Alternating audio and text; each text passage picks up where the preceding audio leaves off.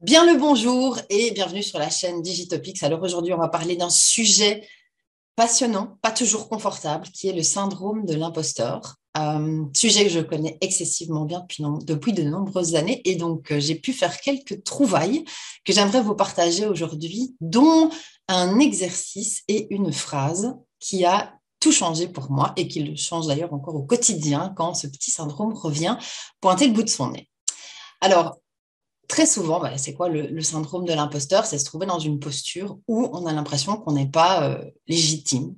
On s'imagine qu'on va parler dans une conférence ou prendre la parole, même que ce soit virtuellement ou physiquement, sur un sujet où on se dit, oh, je crois que dans la salle, il y a quand même des gens voilà, on s'imagine que du coup, on va se retrouver en face de tous des experts et que du coup, on n'a plus aucune ni légitimité ni expérience pour en parler. On se pose des tas de questions et comme on est très, très souvent son meilleur ennemi dans ces cas-là, on se monte voilà, la tête, le chou sur voilà, plein de choses qui ne sont vraies. C'était quoi la phrase? J'ai eu beaucoup de problèmes dans ma vie dont la plupart ne sont jamais arrivés. Donc, je vous invite à réfléchir. Ce n'est pas la phrase que je voulais vous partager aujourd'hui, mais c'est une réflexion somme toute intéressante.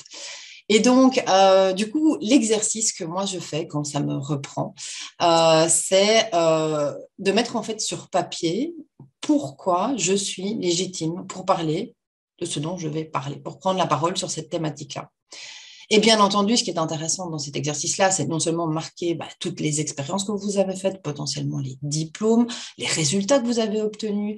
Voilà, vous mappez tout, vous notez tout et vous le faites jusqu'à temps que vous vous sentiez mieux. Et alors très souvent, vous vous rendez compte qu'il y a plein de choses, alors qu'en fait, quand vous considérez ce que vous allez vivre comme un tout, voilà, c'est beaucoup moins clair. Donc notez, faites une liste. Aussi, vous êtes à un moment donné le spécialiste dans certains domaines pour certaines personnes. Donc, à qui allez-vous vous adresser?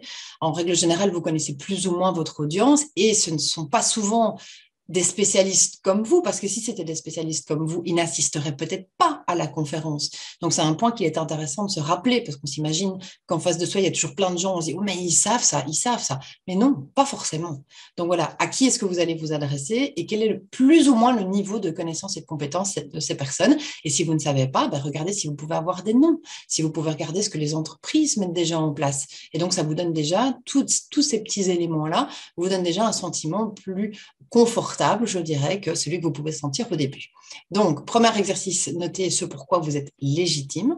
Moi, ce qui marche aussi très bien, mais parce que l'amusement est un de mes drivers, c'est de dire oh, ce qu'on va s'amuser, oh, je vais leur apprendre ça, et je vais leur apprendre ça. Et donc, il y a vraiment une joie qui naît de ce partage et de cette transmission. Et alors, la phrase qui, pour moi, quand je me la rappelle, remet toujours, comme on dit, l'église au milieu du village, c'est une phrase assez simple que j'ai lue, je ne me rappelle plus où je l'ai lue, mais c'est une vraie pépite, c'est de dire que ce soit pour l'écriture, que ce soit pour la prise de parole, ici c'était pour l'écriture, je n'écris pas pour convaincre, mais pour que les gens qui sont comme moi sachent qu'ils ne sont pas seuls. Je le redis quand même. Donc, je n'écris pas pour convaincre, mais j'écris pour que les gens qui sont comme moi sachent qu'ils ne sont pas seuls. Et je trouve que cette phrase est d'une puissance absolument extraordinaire parce que quand tu te dis que tu dois convaincre telle ou telle personne, en fait, se rappeler qu'on parle avant tout à soi et qu'on est amené à convaincre personne, en fait. On fait juste un partage de ce que l'on pense, de ce que l'on sait, de ce que l'on croit.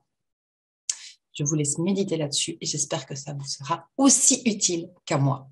À tout bientôt.